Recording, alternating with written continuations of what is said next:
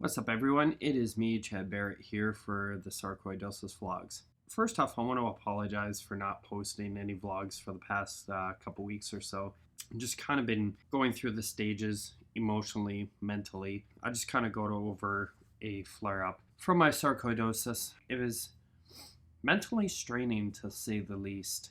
I went through a nervous breakdown back in November, which I kind of had to for multiple reasons. Over the past few months, just kind of, if any of you have had like a pulmonary flare up, it's pretty freaking deadly and it's hard to breathe and all that kind of stuff. So basically, I've been in recovery, I guess is the best way to put it, for the past few months. And during that time, I've had small bouts of energy where I wanted to, come in here and do some work at my desk, do some work with my production company, which is really just a hobby company, and also working on the campaign for the sarcoidosis charity that I've wanted to develop. So during that time, I've had the opportunity of speaking with quite a few people through social media about my venture and their interest in wanting to help me, and I greatly appreciate anyone who wants to help. And so we had some good conversations, and a lot of people seem interested, but I always take that with a grain of salt because this is not my first time playing in the charity industry. It's my first time running my own charity.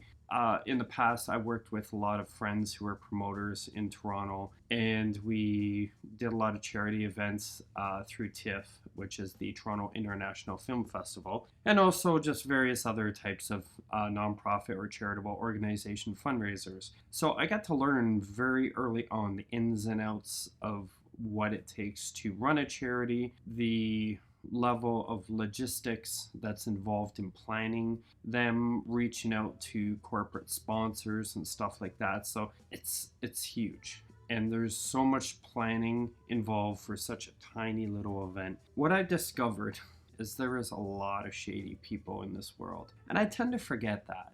And I'm not saying everyone who reached out to me was insincere by any means. So if you're watching this, don't take it personally. The people who were shady, to say the least, are definitely the ones who should be worried. There were some people who were egging me on, nicely of course, trying to find out, what are you doing? What do you have planned? What's the name of it? I've not disclosed the name of the charitable organization yet because it hasn't been approved. And secondly, I've in the past started things, whether it be a promotion or a company, and I've told people right off the hop, and the very next day, because that person has more money and more ties than me, they went and registered that business, or they went and said, hey, guess what, we're doing this event. And I call them up, be like, hey, what the F? Like, I just told you yesterday I was planning on doing that. And they're like, yeah, well, sorry, dude, you're a fucking loser and you're too slow. It happens.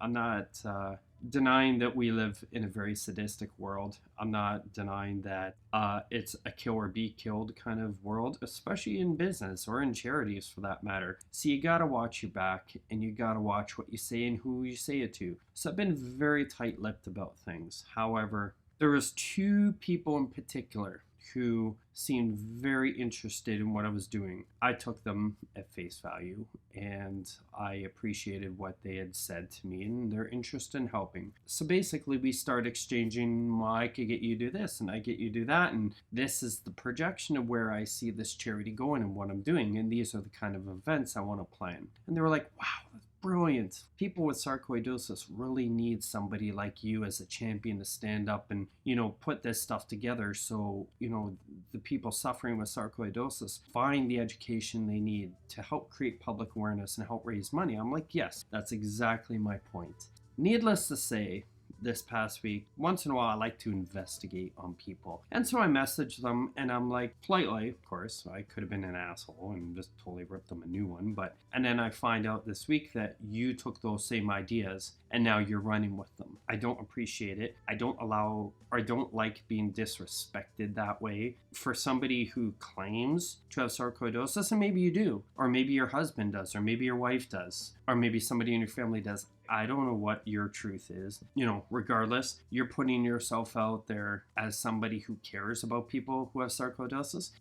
The fact that you're able to stab me in the back like that tells me you're going to do that to these people. So I'm warning you right now, if you continue that crap, I am going to blacklist you. I've taken screenshots of what you said to other people, and I've recorded what I've found, and I'm going to expose you because I have nothing to lose in this world. I have nothing to gain in this world other than doing good for people, which I've always been about, whether I succeeded or not.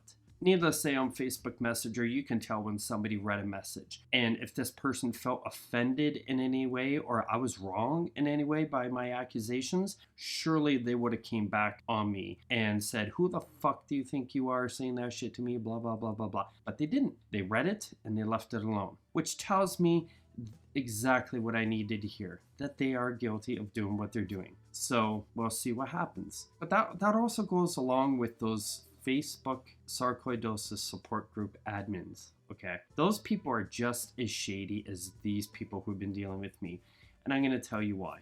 I tried joining those groups, and rightfully so. I was not aware of the rules at first, and I started promoting this campaign through those groups, and the admins messaged me and said, hey Chad, you're not allowed to post in here. We get inundated with these hundreds of times a day, and we don't like people trying to take advantage of these people. So I said, that's fine, not a big deal. So I posted links to my YouTube channel right here, and they're like, yeah, you can't do that either because in one of your videos you talk about your charity and you're being misleading and you're kind of being shady right now. I'm like, no, I'm not, but okay, that's fine. So at this point I'm like, okay, so I can't talk about my campaign. I can't share my YouTube channel because my YouTube channel talks about the campaign. So it's like, how am I supposed to tell these people there's help out there for them? Some didn't rub me right with that, but I was like, you know what, maybe that's just me, because I do tend to get offended by things and I blow up about it. So then all of a sudden one day I'm on Facebook and I see these ads selling sarcoidosis t-shirts, and there was a link for a campaign. So I look at it, and the name of the person who posted it was one of the admins. So I'm like, okay, I'm going to message this person and say, what the fuck, right? So I messaged him and I literally said, what the fuck is up with this? You told me specifically, I cannot do this. I cannot post links to campaigns. I can't promote my campaign. I can't even talk about my campaign. I can't even promote anything that remotely is associated with my campaign. Right? Because you are a champion to the people who have sarcoidosis. You're saying that you're their protector and everything, which I guess I kind of get, but whatever. And now all of a sudden I see you're doing it. So it's okay for you to promote your fundraiser and you're allowed to raise money through the group because you're an admin, but no one else is. So who's exactly taking advantage of these sick people? So that really pissed me off. And the one thing I discovered with those groups is that the same admins are the same admins for most of those sarcoidosis support groups. Now, I'm not saying all the admins are probably shady in those groups, but at least 3 of them are, and most of them probably have 6 or 7 admin. And I know who those 3 are, and I have their names. If this looks different, it's because my camera died, so I had to readjust everything, and I didn't have my settings saved, so the exposure might be a bit off, the lighting might be a bit off, and I'm just looking at my monitor right now, but it looks okay. Probably adjust that a little bit more.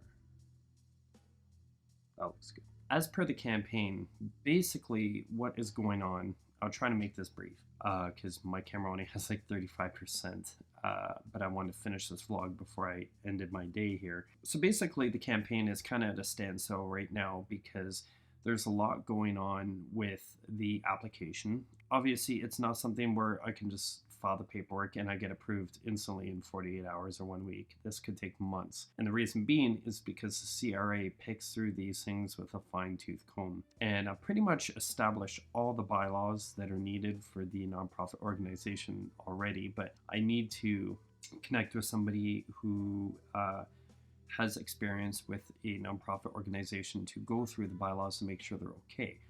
Because at this point, because I'm an unestablished charity, I'm not going to be able to get the proper type of people for a board of directors at this point. So I am going to have to put in a temporary board of directors in order to get approval from the CRA before I can move forward. And the CRA is obviously the Canadian Revenue Agency, which is the Canadian version of the IRS. So once that is done, I can then move forward with, once the approval is done, I can then move forward with planning events, raising more money, stuff like that. And the hardest part right now is obviously getting this thing off the ground. And like I said, I've tried reaching out to people and getting some people to volunteer and jump on board to help out. But unfortunately, so far, I've been meeting some shady people, or people who seem like they're very, very, very interested, and all of a sudden, they're not. So that's kind of discouraging. And then also at the same point, there are some people who are just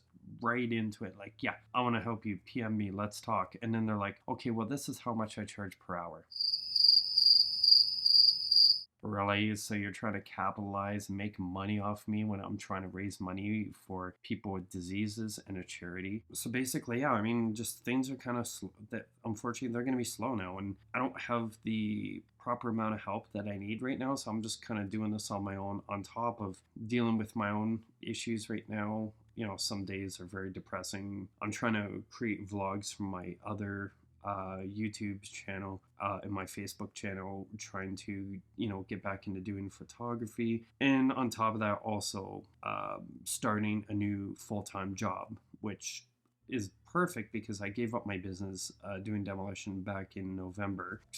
I simply can't do it. I can't handle the stress anymore, and I can't do the physical crap that I used to, because even if I get better, and I'm getting better, but if I was better, who's to say that I don't get sick again and I can't handle it, then I'm out for months. So I had to find something that would suit my condition, would suit my position, and even if I had a flare up, I can continue working. Like if I had to sit at a desk, not a problem, right? So I got a nice management position working with the government, so that's gonna, help me a lot. It's a full suit and tie, which is, kind of weird because I'm so used to dressing like this. And if you guys are wondering why am I always wearing a hat, because I don't like being cold. Like it's wintertime right now, and I just don't like chills going down my neck and down my back and my ears, and I just want to bundle up, and I just don't like being cold. This keeps the heat in. It used to be a style for me, used to be a look, so it still kind of is that. But once springtime comes, I usually drop the hat anyways, and it's not because I'm bald, because there is hair there. I'm not hiding gray hair or by any means. And that's my furnace kicking on, which means that's time for me to cut this short. So anyways, thanks for watching, guys, and I hope you like this video and subscribe and share it. I need all the help I can get, and if you want to help with the sarcoidosis campaign I have going on, please reach out to me on Facebook, Chad Barrett. Send me a PM and we'll see what we can do.